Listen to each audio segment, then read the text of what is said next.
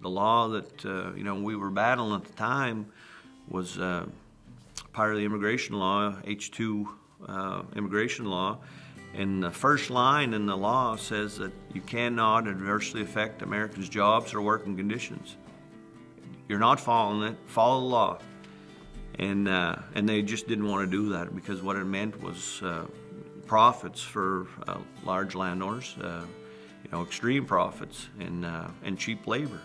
My ancestry is out of Canada, but the simple fact was that you couldn't compete with them when they already had health insurance.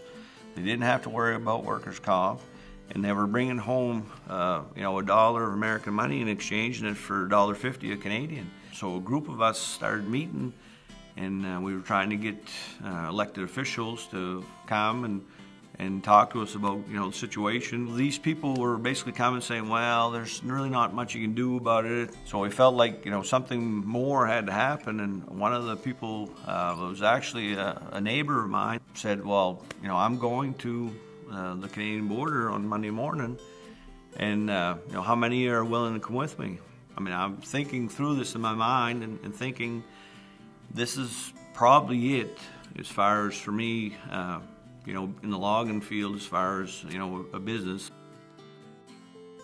St. Palmfield is a town that exploded because of Maine wood, living, breathing city, and it's all what Maine should have been. So we just, parked our pickups across the road and said, no more woods going across and no more workers are coming in. Kind of intense for a couple hours. Of course, after a while, the word got out what was happening. On Monday, when we went back, the state police had been advised to arrest us.